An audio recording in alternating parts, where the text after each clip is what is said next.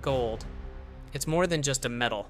It's a symbol of power, of wealth, and of obsession.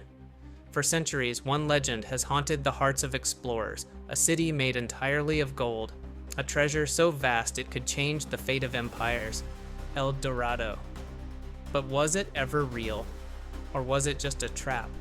One that swallowed men whole, leaving only madness in its wake. Stick around till the end, because this isn't just a story about gold. It's a story about the human condition, about you and me. Let's go back to the 16th century. In the highlands of Colombia, the Muisca people performed a sacred ritual. Imagine this. A new chief, his body painted in shimmering gold dust, stands on a raft in the middle of a lake. The water is still, silent. He steps forward, holding gold and emeralds, and then he offers it to the gods, throwing the treasures into the depths of the lake.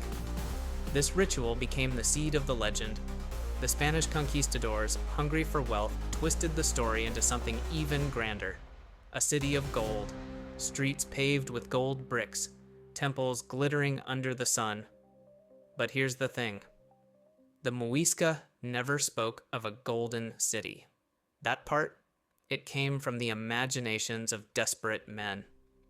Let's talk about what happens when greed blinds you. 1541. Gonzalo Pizarro and Francisco de Orellana, seasoned conquistadors, lead hundreds of men into the Amazon jungle. Their goal? To find Eldorado. But the jungle was unforgiving.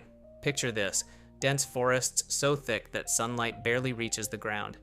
Rivers teeming with piranhas and crocodiles, and then there's the heat. You're sweating, starving, slowly losing your mind. The men faced attacks from hostile tribes, disease, and even cannibalism. Yes, some resorted to eating the dead just to survive, yet despite losing almost everything, Orellana pressed on. He discovered the Amazon River during this journey. But El Dorado? Nothing. It's as if the jungle itself was protecting the secret. Have you ever been so consumed by an idea that it eats away at your sanity? That's what El Dorado did. Sir Walter Raleigh, an English explorer, believed he could find the Golden City.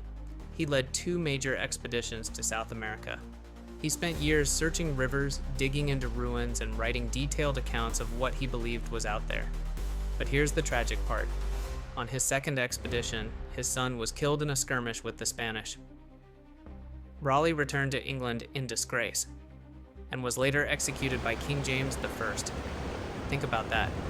He lost his son, his honor, and his life, all for a city that may never have existed. Now let's fast forward to the modern era. Archaeologists have found remnants of advanced civilizations in the Amazon, vast networks of roads, fortified villages, and evidence of farming techniques far ahead of their time. In 2001, researchers used satellite imaging to uncover what they called geoglyphs, massive geometric patterns carved into the earth, hidden beneath the jungle canopy. Could these be clues to the origins of the El Dorado myth? And then, there's Lake Guatavita, where the Muisca performed their rituals.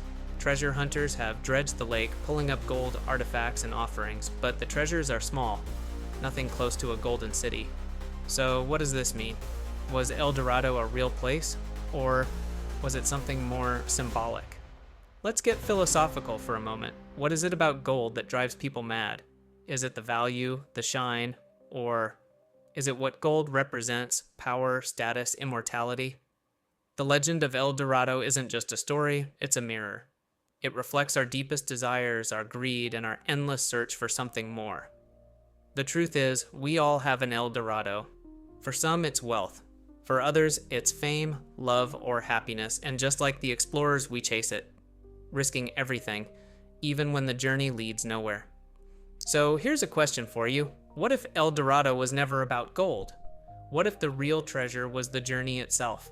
The thrill of discovery, the stories shared, and the lessons learned. Maybe that's why the legend still endures. Because deep down, we don't want to find El Dorado. We want to keep searching, hoping, dreaming. The search for El Dorado isn't over, not in the jungles, but in our minds.